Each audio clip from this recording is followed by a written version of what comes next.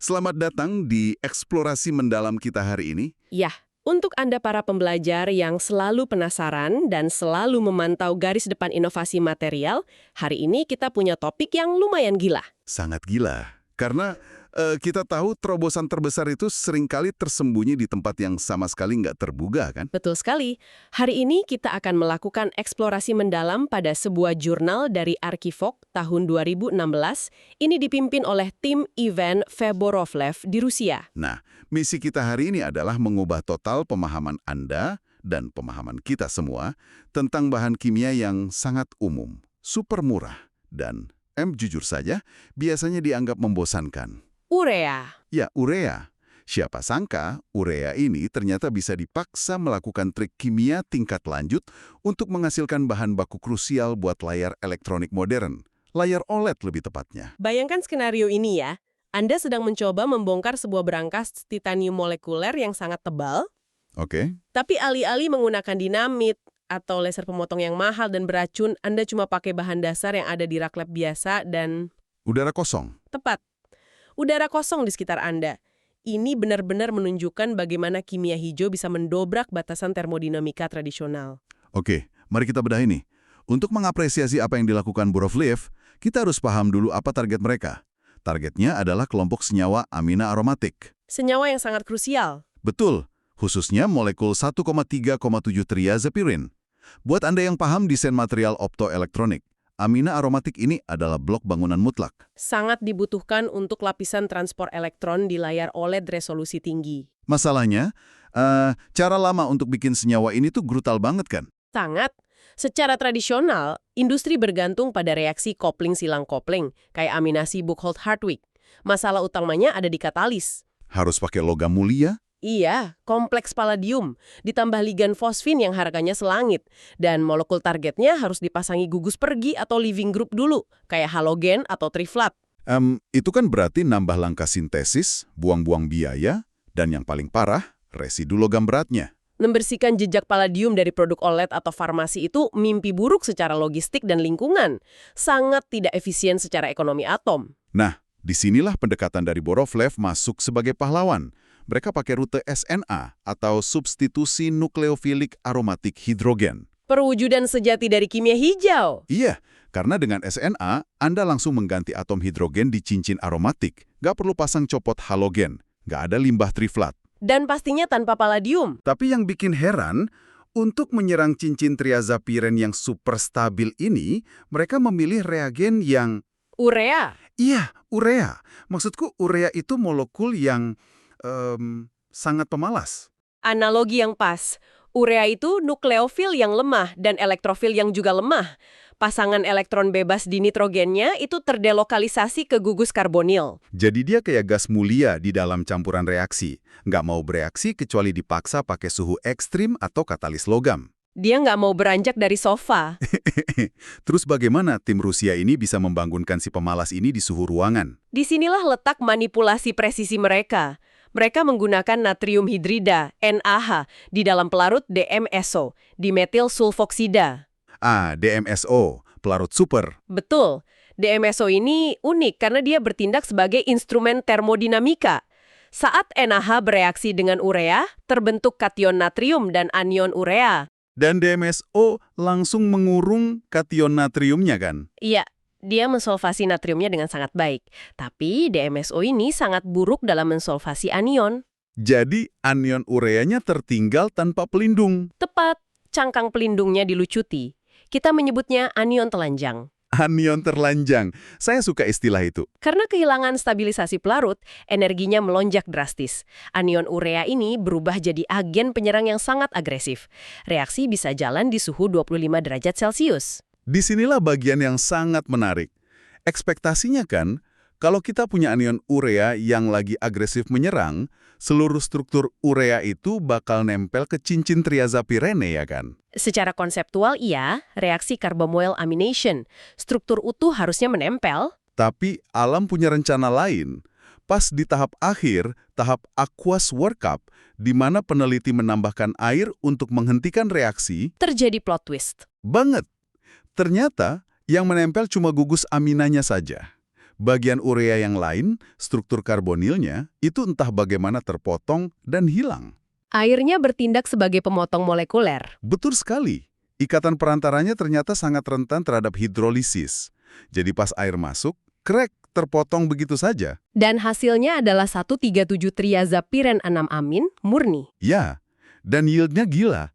Mereka memodifikasi cincinnya dengan berbagai substituen, bahkan substituen pendonor elektron kayak metoksi yang harusnya menolak nukleofil, reaksinya tetap tembus. Tingkat keberhasilannya 65-88% kan? Konsisten di angka segitu, sangat tangguh. Yang menarik di sini adalah mekanismenya. Mari kita masuk ke fase transisinya. Ketika anion urea menyerang, dia merusak sistem aromatik cincin dan membentuk kompleks sigma H adak. Fase yang sangat tidak stabil. Sangat. Di titik itu, atom karbon punya gugus urea yang baru masuk dan atom hidrogen asli yang belum lepas. Untuk stabil lagi, untuk rearomatisasi, hidrogen itu harus pergi membawa elektron. Sebagai ion hidrida, H-. Masalahnya, hidrida itu basa terkuat di kimia organik. Dia adalah living group yang sangat amat buruk. Dia nggak bakal mau lepas kalau nggak ada yang narik elektronnya. Dan ini yang bikin tim peneliti curiga kan? Kok bisa reaksinya jalan semulus itu di lab biasa? Pasti ada oksidator tersembunyi. Makanya, mereka merancang eksperimen kontrol. Mereka mengulang reaksinya, tapi kali ini di dalam tabung berisi gas argon murni. Di vakum total, tanpa oksigen sedikit pun. Kondisi anaerobik absolut. Hasilnya, Reaksi gagal total. benar-benar hancur. Molekul targetnya malah saling menyerang, menggumpal jadi oligomer yang nggak berguna, kanibalisme molekuler. Karena di bawah argon, ion hidrida tadi nggak punya tempat berlabuh. Cincin triazapirene itu bukan akseptor hidrida yang baik untuk dirinya sendiri. Kompleks sigma H edaknya terjebak. Nah, dari kegagalan argon ini, kesimpulannya jadi sangat jelas. Oksidator yang hilang, yang menarik elektron itu, nggak lain adalah udara bebas di laboratorium. Air oxygen. Oksigen yang masuk secara difusi ke pelarut DMSO itu bertindak sebagai agen pengoksidasi alami dan, yang paling penting, gratis. Ini brilian. Oksigen mengoksidasi di anion yang terbentuk dan memulihkan cincin aromatiknya. Ini esensi sejati dari efisiensi yang ramah lingkungan. Biasanya kan industri butuh perakarbonat atau logam berat untuk oksidator. Yang limbahnya merusak ekosistem dan harganya fluktuatif. Di sini, mereka cuma butuh pelarut presisi dan membiarkan reaksinya bernapas dengan udara ruangan. Sangat elegan. Sangat, tapi ilmuwan kan nggak pernah puas. Mereka selalu ingin menantang parameter baru. Nah, iya. Setelah tahu air memotong gugus urea, mereka mulai iseng.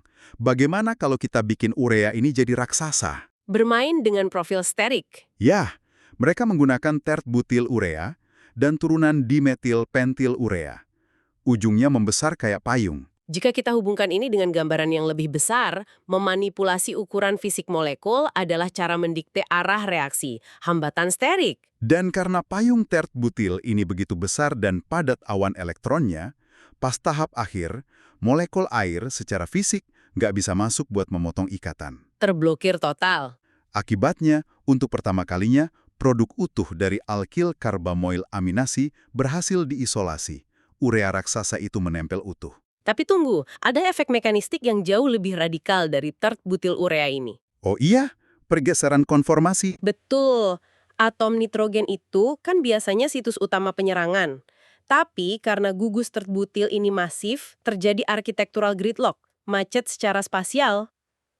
Nitrogennya nabrak cincin terus, nggak bisa masuk. Karena jalur utamanya terblokir fisika ruang, molekul urea ini terpaksa berputar. Dia memelintir strukturnya. Memaksa atom oksigennya yang bertindak sebagai ujung tombak. Dari N-nukleofil berubah jadi O-nukleofil. Perubahan murni karena paksaan bentuk fisik. Dan ini menghasilkan produk sampingan unik. 7H, 1,3,7-triazahepiren 6-on. Ini membuktikan kalau bentuk fisik molekul bisa sepenuhnya mengubah lintasan reaksi termodinamika. Alam itu bakal cari rute alternatif kalau jalur utamanya ditutup. Nah, untuk mengunci teori ini, eksperimen terakhir mereka sangat krusial. Menggunakan 1,3 dimetil urea. Yang metilasinya simetris itu. Ya, mereka mereaksikannya dengan kondisi yang persis sama. Nah, DMSO, akses udara bebas, dan hasilnya? Stagnan, gagal total. Nol. Kenapa? Karena struktur molekul spesifik tersebut kekurangan proton sekunder. Jadi dia nggak bisa membentuk dianion ya? Tepat. Tanpa deprotonasi kedua, dia berhenti di tahap monoanion. Monoanion ini kurang reaktif untuk dioksidasi oleh oksigen. Syaratnya mutlak harus jadi dianion dulu. Eksperimen gagal ini malah jadi bukti kuat buat mengkonfirmasi seluruh model mekanistik mereka. Struktur benar-benar menentukan segalanya. Jadi, apa arti dari semua ini buat Anda yang mendengarkan? Eksplorasi kita hari ini membuktikan kalau kita nggak selalu butuh bahan beracun atau katalis ratusan juta rupiah untuk memajukan industri teknologi tinggi kayak OLED. Terkadang kita cuma perlu memahami lingkungan kimiawi secara mendalam. Ya, pelarut yang tepat, bantuan udara bebas bisa mengubah molekul memalas kayak urea jadi alat sintesis bedah molekuler yang mematikan. Ini memunculkan pertanyaan penting untuk industri.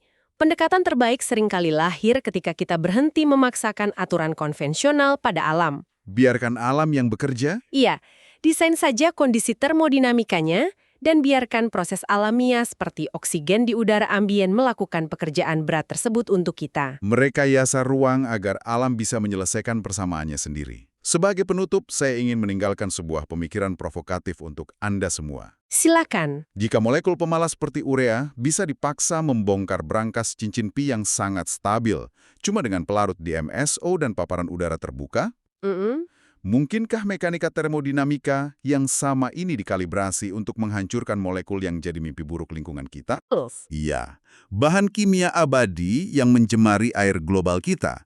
Saat ini kita butuh insinerator plasma suhu ribuan derajat untuk memutus ikatan karbon fluor mereka yang super kuat. Itu mahal dan boros energi. Bagaimana jika ke depannya pendekatan SNH ini cukup kombinasi pelarut aprotik spesifik dan hembusan udara bebas bisa memicu kanibalisme molekuler pada PFS? Itu akan mendefinisikan ulang masa depan remediasi lingkungan. Sesuatu untuk Anda renungkan. Potensi apa lagi di sekitar Anda yang cuma menunggu kondisi yang tepat untuk meledak? Terima kasih telah bergabung dalam eksplorasi mendalam hari ini.